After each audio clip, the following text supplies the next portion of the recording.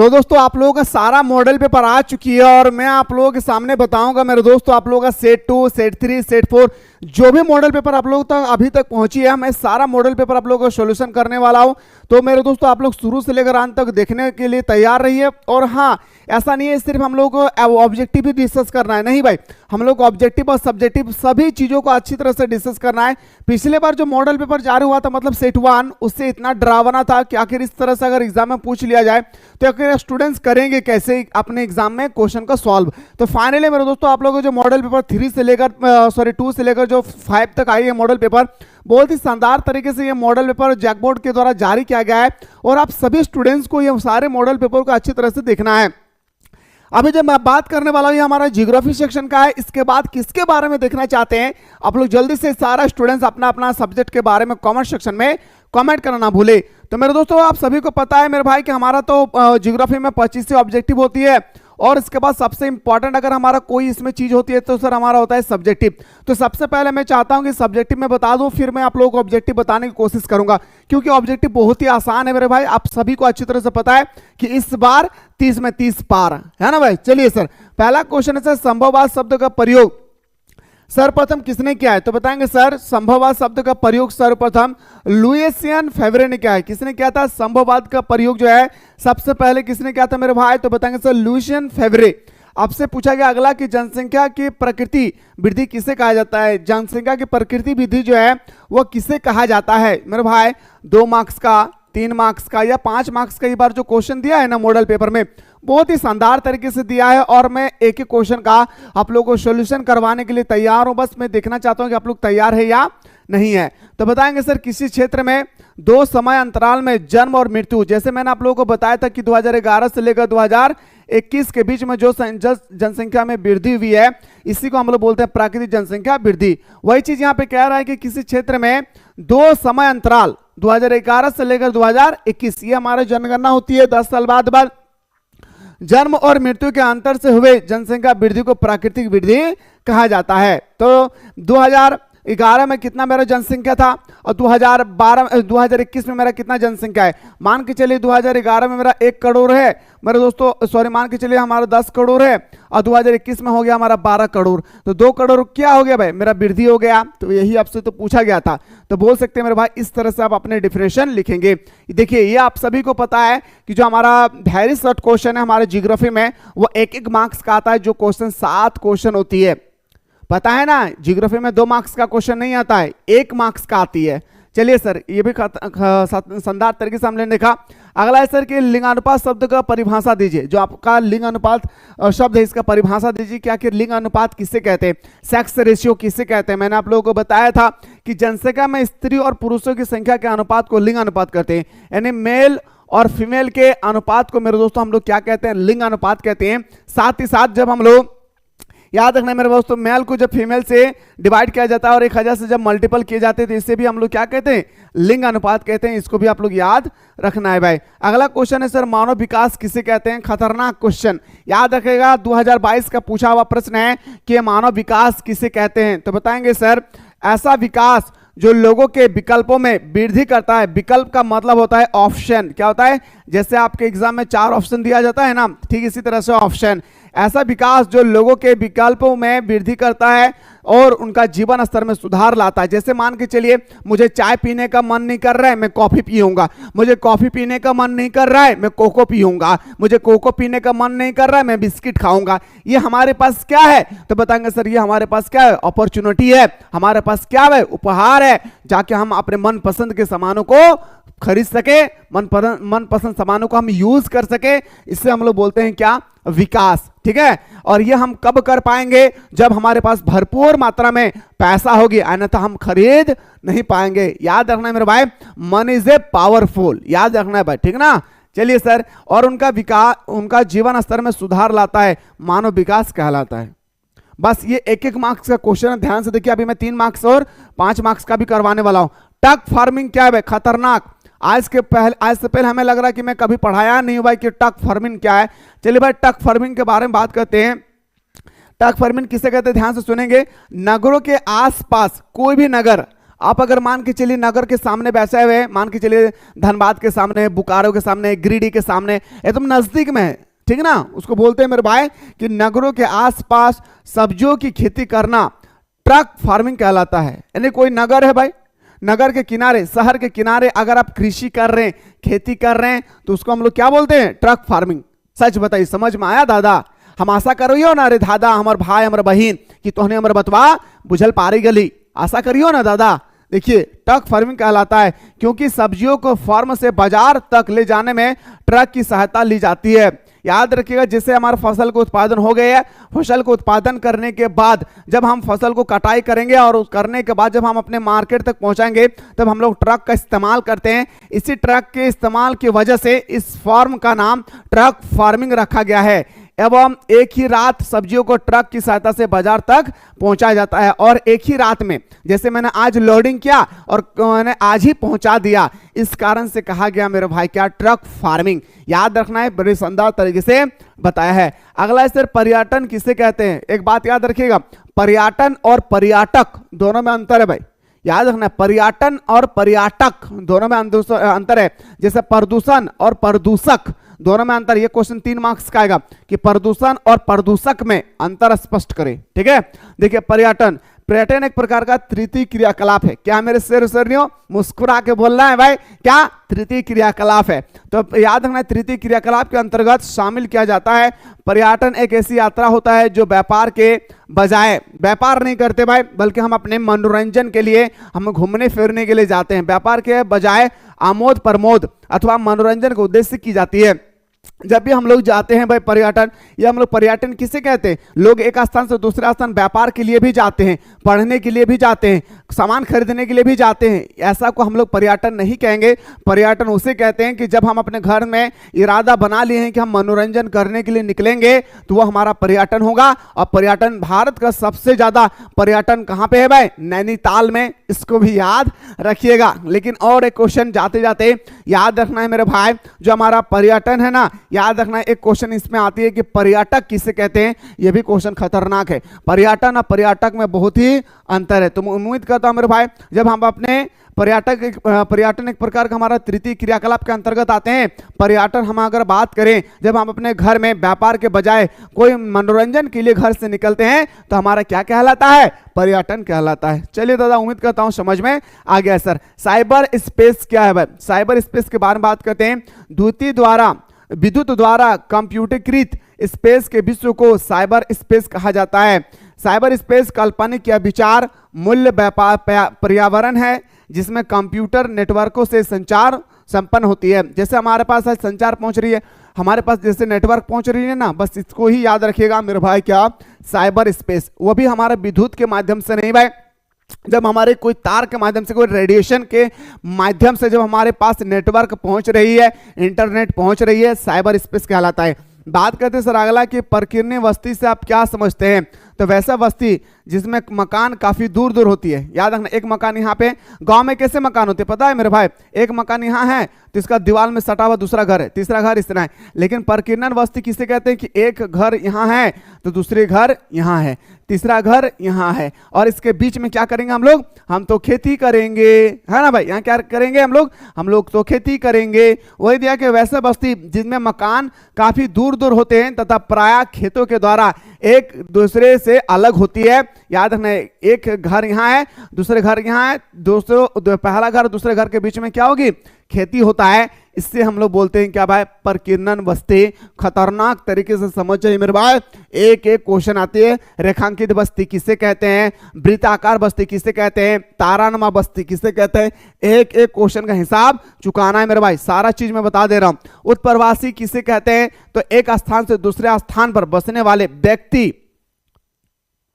एक स्थान से दूसरे स्थान जाकर बसने वाले प्राणी को हम लोग कहते हैं प्रवास। लेकिन यहाँ पे उत्प्रवास दिया है कि एक स्थान से दूसरे स्थान पर बसने वाले व्यक्ति को उत्प्रवास कहते हैं। कैसे बसना? जैसे मैंने अभी झारखंड में मेरा घर है, मैं झारखंड के घर द्वार को बेचकर मैं चला गया हूँ बिहार रहने के लिए। कहाँ पे चला गया? बिहार रहने के लिए। तो ये हमारा उत्प्रवास कहलाता है।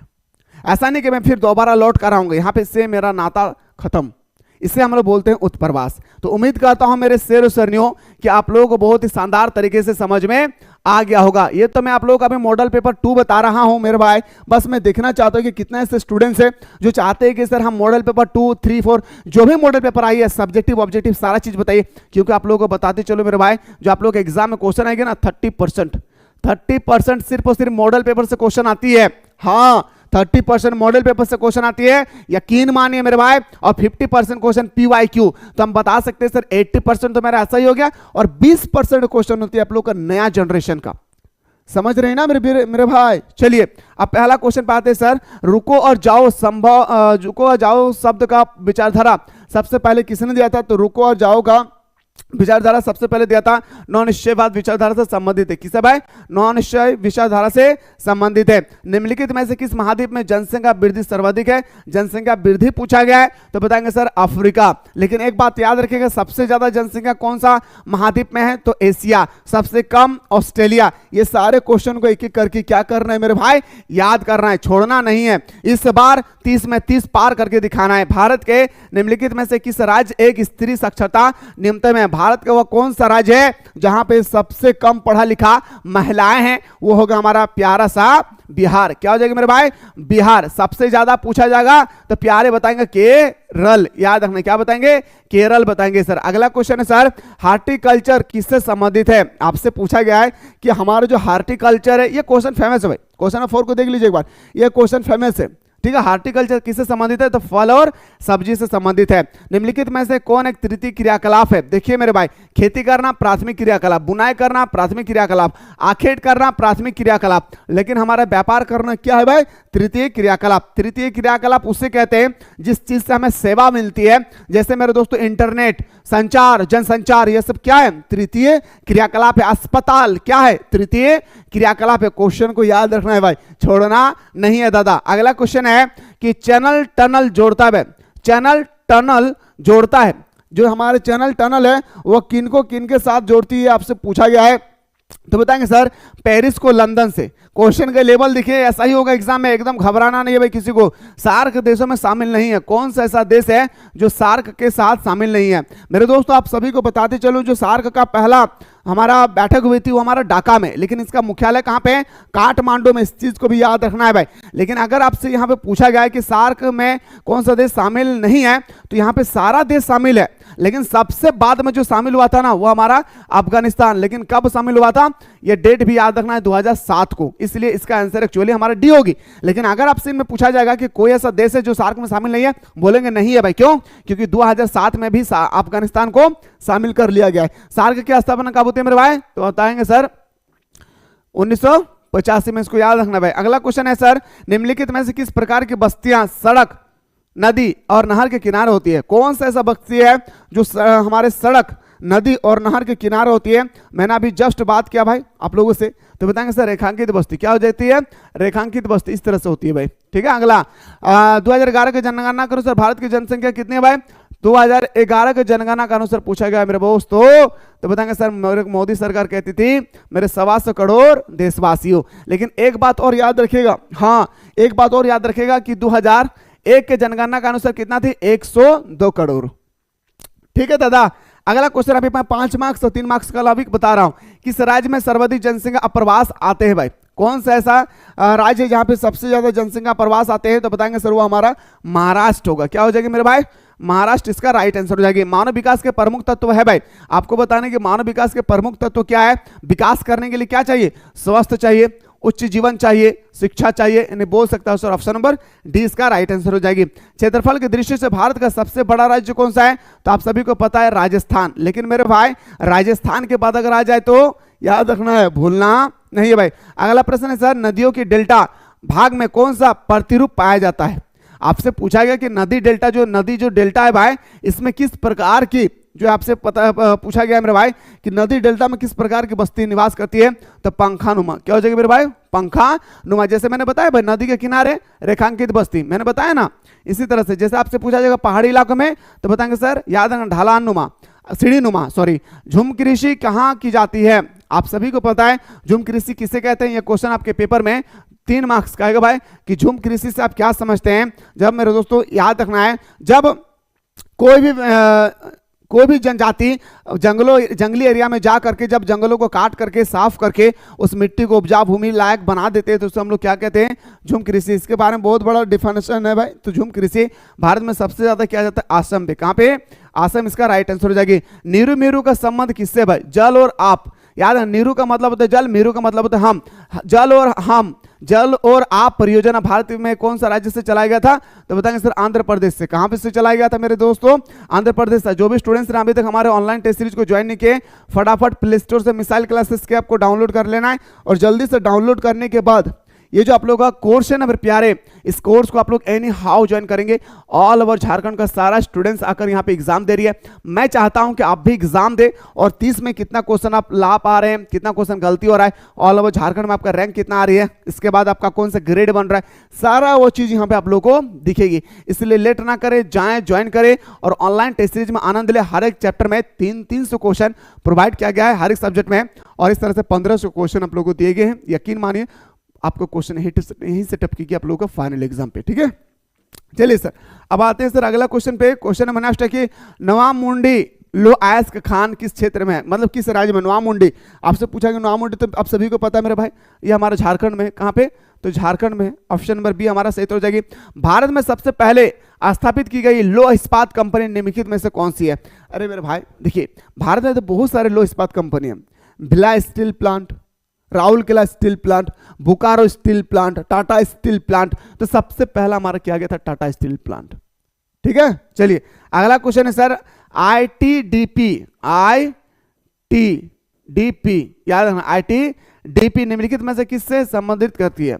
आईटीडीपी का पूरा नाम क्या है भाई? आपसे पूछा गया है। आईटीडीपी का पूरा नाम है समन्वित जनजाति विकास प्रोग्राम। ये क्वेश्चन जब मैंने आप लोग को उस दिन बताया था ना क्लास में, बहुत सारे स्टूडेंट्स कह रहे थे कि सर इस प्रकार से कोई क्वेश्चन थोड़ी ना आएगी। देख लीजिए, आपके मॉडल पेपर में छप दिया है ना, आपके मॉडल पेपर में छप दिया है ना, देख लीजिएगा। अगला प्रश्न है सर किस वर्ष भारत में इंटरनेट की सुविधा प्रदान की गई थी? सबसे पहले इंटरनेट कहाँ चालू किया गया था? आप सभी को पता है मेरे दोस्तों। तो सबसे पहले हमारे इंटरनेट की शुरुआत जो किया गया था वो 1988 में, है ना भाई। चलिए अगला क्वेश्चन पे आते हैं सर। क्वेश्चन नेक्स्ट है सर भारत का अधिकांश विदेशी व्यापार वाहन करते हैं। भारत का जो अधिकांश विदेशी व्यापार है, जैसे नहीं भारत का सामान को उत्पादन करके हम विदेशों में जाकर बेचेंगे, तो किस चीज से हम लोग वाहन करेंगे? समुद्र और वायुयान से। किससे भाई? समुद्र से जाती है इसलिए क्योंकि सस्ता पड़ती है। प्रतिकर्ष और अपकर्ष का कारक उत्तरदायी है। प्रतिकर्ष और अपकर्ष के उत्तरदायी कारक क्या है? प्रवास के लिए। किसके लिए है? प्रवास के लिए। ऑप्शन नंबर ए हमारा राइट आंसर हो जाएगी। सारा वो क्वेश्चन को देखना चाहिए। दामोदर घाटी परियोजना किस स्थिति में है भाई? दामोदर घाटी परियोजना हमारा याद रखना है, हमारा घर वहीं पे है दामोदर घाटी परियोजना के सामने, इसलिए मैं मुझे पता है ये हमारा झारखंड में होगी। विश्व व्यापार संगठन, विश्व WTO पूछे या WHO पूछे, याद रखना इसका मुख्यालय कहाँ पे है मेरे भाई? जेनेवा। दोनों का मुख्यालय कहाँ पे है? जेनेवा में है। जेनेवा स्विट्जरलैंड में स्थित है, इसको भी याद रखना है। अगला है सर ग्रिफिथ टेलर द्वारा कौन सी विचारधारा दिए गए थे? जो हमारे ग्रिफिथ टेलर थे उन्होंने कौन सी विचारधारा दिया था? तो बताएंगे सर नौ नीतिवाद दिया था।